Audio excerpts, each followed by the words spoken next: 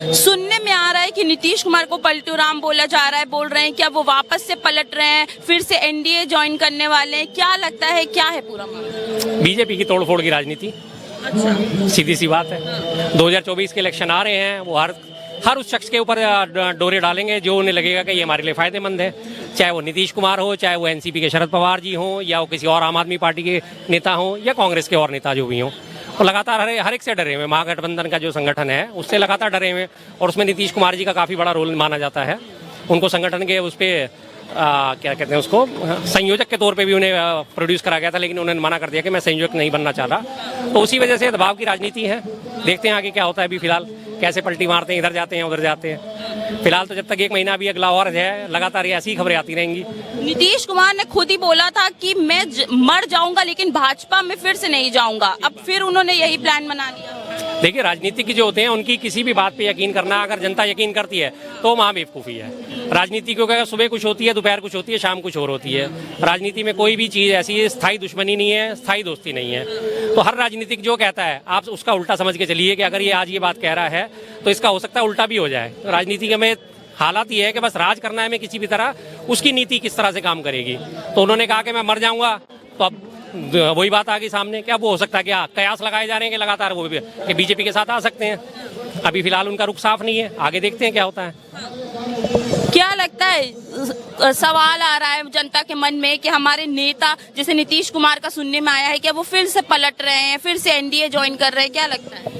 अब उनका है कि पलटे रहो, पलटू राम पलटते रहते हैं, ऐसे वो पलटते रह रहे हैं, पलटते रह रहे हैं। हाँ। उनको ये लगता है कि मैं यहाँ नहीं तो वहाँ, वहाँ नहीं तो वहाँ प्रधानमंत्री बनूंगा। उनको ये इरादा यही रहता है, बाकी कुछ नहीं है। हाँ। भाई जहाँ वहाँ तटस्थ रहो ना भाई, जहाँ हो वहाँ रहो, क्या कोई इधर उधर जाना। भाजपा ने भी बोला था कि अब हमारे दरवाजे बंद हो गए हैं, अब उन्होंने फिर अपने दरवाजे खोल दिए।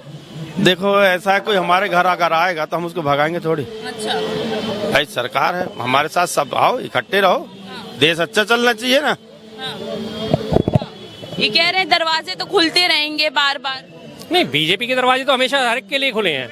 बीजेपी का तो चाहे आप उसमें भ्रष्टाचारी ले लो, चाहे बलात्कारी ले लो, चाहे अपराधी ले लो, चाहे पापी ले लो, चाहे मर्डर केस वाले ले लो, चाहे वो बिल्किस बानो के हत्यारे और बलात्कारी थे 11, उनका भी बीजेपी के लोगों ने महिमा मंडन करा था, माला डाल डाल के स्वागत करा था। तो बीजेपी का तो नाम ही खैर इस मामले में सर्वोपरि है। उनके पास तो कोई भी अपराधी चला जाए, भ्रष्टाचारी चला जाए, चाहे वो दलबदलू हो, चाहे वो जिसे पलटू राम कहा जाए, वो चला जाए, वो अपने दरवाजे सबके लिए खोल के रखते हैं। आधे से ज़्यादा बीजेपी आज कांग्रेस की वजह से है। आसाम के मुख्यमंत्री हेमंत बिस्वा शर्मा कभी कांग्रेसी थे। हरियाणा में इनकी जो सरकार है वो जेजेपी के थ्रू चल रही है। दिल्ली में इन्होंने बहुत तोड़फोड़ की कोशिश करी, हालांकि दिल्ली में भी ये कामयाब नहीं हो पा रहे। उसके अलावा महाराष्ट्र में सबने देखा ही है कि किस तरह से इन्होंने सरकार तोड़ी, उससे पहले गोवा में किस तरह से तोड़ी, मध्य प्रदेश में किस तरह से इन्होंने सरकार तोड़ी। तो बीजेपी तो हमेशा यही तोड़फोड़ में लगी रहती है, हमेशा चाहती है कि हाँ कोई ना कोई टूट के हमारे पास आ जाए। तो ये तो सबके लिए अपने दरवाजे खुले रखते हैं। वो अलग बात है कि बाद में उसको जाने के बाद कोई महत्व मिले या ना मिले, लेकिन लोगों को एक बार ये लालच दे के अपने पास शामिल करना जरूर चाहती है। ये चाहती है कि विपक्ष खत्म ही हो जाए हमेशा के लिए, और जो भी विपक्षी है वो मेरे पास आ जाए। तो लेकिन ऐसा पॉसिबल तो नहीं होगा। अब फिलहाल जो वो अपनी कोशिशों में लगे हैं वो जाहिर है लगे रहेंगे, काम है उनका। तो बेहद तोड़फोड़ पार्टी है वो। तो जनता ये भी कह रही है कि नीतीश कुमार जी को पता चल गया कि अब मोदी जी को हटाया नहीं जा सकता, तो अब उनके साथ ही हो जाए। नहीं, ऐसा कुछ नहीं है जी। मोदी जी को इतने बड़े महामानव नहीं है कि जिनको हटाया नहीं जा सकता। 25-25 साल शासन करके लोग हट गए। पश्चिम बंगाल के मुख्यमंत्री थे ज्योति बसु, 25 साल उनका शासन चला था, CPIM के थे, और उसके बाद हटे। तृणमूल में उन्होंने, कांग्रेस ने हटाया ना उनको। ऐसा कुछ नहीं होता, कोई भी ऐसा पट्टा अपना लिखवा के नहीं आया। कौरवों का राज भी चला था 100 साल, तो उसके बाद पांडवों का भी राज चला।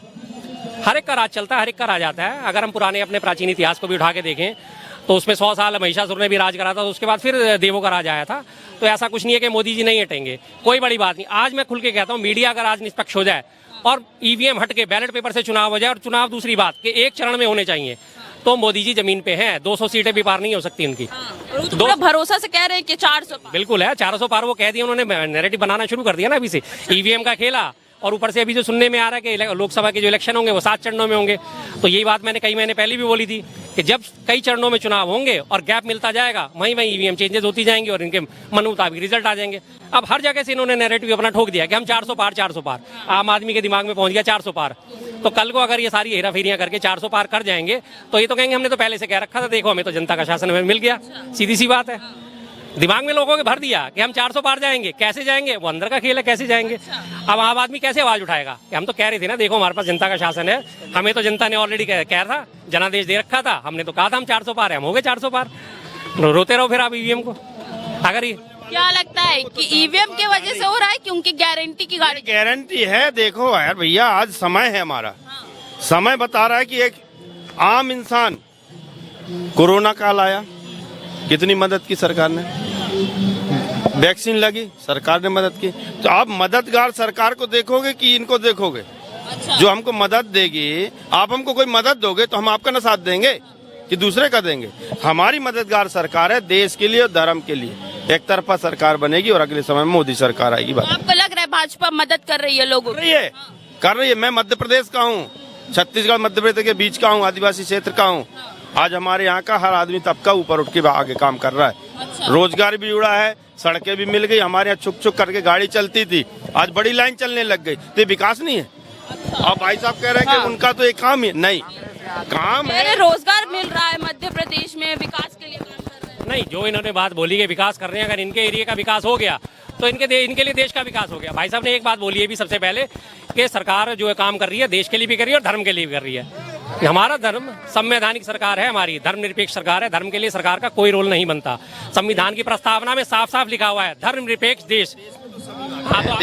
देश में तो सब है ना, धर्म के जोड़ती है सरकार साथ में, धर्म की जोड़ती है। क्यों जोड़ रही है धर्म? सरकार का काम धर्म को जोड़ना नहीं है, धर्म को प्रमोट करना नहीं है सरकार का काम। धर्म के आधार पे वो वोट मांग रही है, दे दो भगवान राम के नाम पे, दे दो भगवान राम के नाम पे एक वोट दे दो। हालत उसकी ये है, काम के नाम पे वोट मांगे ना, काम के नाम पे वोट, काम के नाम पर वोट मांगे। हमारे यहाँ सड़कें नहीं थी, शौचालय नहीं था, मकान। हमारे यहाँ क्षेत्र में किसी गरीब के यहाँ, सबके यहाँ कच्चा घर था, आज सब पक्का घर है। इन महाशय से ये पूछो कि बंटवारा किसके वजह से हुआ था? इन महाशय से पूछो बंटवारे किस वजह से? मैं इनकी बात का जवाब किसी किस्म से नहीं दूंगा। बात चल, अरे सुन लो यार, क्यों चिल्ला रहे हो फालतू में? चिल्ला क्यों रहे हो फालतू में? बात हो रही है 2024 की। इन लोगों की सोच ही आप देखो कि आज से 75 साल पहले के बंटवारा क्यों हुआ था। अरे भैया, बंटवारा तो उससे पहले भी हुआ था, तब क्यों नहीं चिल्लाए हैं? क्यों नहीं? बंटवारा से पहले अरे देखिए, अभी विकास की बात हो रही है, अभी के समय की बात हो रही है, विकास की। देखो, ये धर्म की बात करे, अगर जो धर्म की राजनीति करेगा, धर्म की राजनीति करेगा जब देश का नाश होता है, जब धर्म की राजनीति होती है जब देश का कल्याण होता है, देश का कल्याण होता है देश का। और जब आप धर्म की राजनीति, कांग्रेस ने अस्तित्व मिट गया कांग्रेस का, और नाम निशान नहीं रहेगा नक्शे पे। मैं खड़ा होकर कह रहा हूँ आपसे, हंसने की बात निशान नहीं रहेगा। वो इनके कहने से कुछ नहीं होता। कांग्रेस जो है, एक हमारे पुराणों में जिक्र होता है अग्निपक्षी का। वो कांग्रेस वो अग्निपक्षी है कि जब वो जल जाती है, उसकी राख हो जाती है, वो राख से दोबारा खड़ी हो जाता है अग्निपक्षी। तो कांग्रेस वो चीज है। और रही बात भाई साहब की नामो निशान नहीं रहेगा, अभी 2000 आने दो, इलेक्शन आने दो, सब दिख जाएगा। और रही बात ये धर्म की राजनीति की जो बात कर रहे हैं, धर्म की राजनीति करके हमारे जो 52 इस्लामिक देश है, सीरिया, ईरान, अफगानिस्तान और ये जितने भी देश है, कट्टरता की हालत आज देखो वहाँ क्या हो चुकी है। पाकिस्तान कट्टर बने भी जी रहा है, क्या हालत है पाकिस्तान की? कटोरा लेके भीख मांग रहा है। ये लोग चाहते हैं, ये लोग यही चाहते हैं कि यहाँ भी कट्टर बने की राजनीति हो, धर्म की राजनीति, और एक एक आदमी कटोरा लेके भीख मांगे हैं। मुझे ये बता दो, कौन सी हमारे देश में कौन सी मस्जिद में बम फूटा? ये बता दो, बताओ आप। हर रोज, हर तीसरे दिन, हर महीने पाकिस्तान में, अफगानिस्तान में रोज कई सौ आदमी पड़ता है, मस्जिद में बम फूटता है, और इस्लामिक देश है। बताओ आप। आपको कट्टर बने की हालत ही अरे तो मेरे भाई, वही तो आप समझोगे इन्हीं चीज को। तो वही तो बता रहा हूँ कि वहाँ पे कट्टर बना इस हद तक पहुंच चुका है, कट्टर बना इस हद तक पहुंच चुका है कि वहाँ के लोगों को तो हो ही रहा है, साथ में मस्जिद में भी बम फोड़ रहे हैं। उनके दिमाग के बिल्कुल पेच हिल चुके हैं। हाँ, ये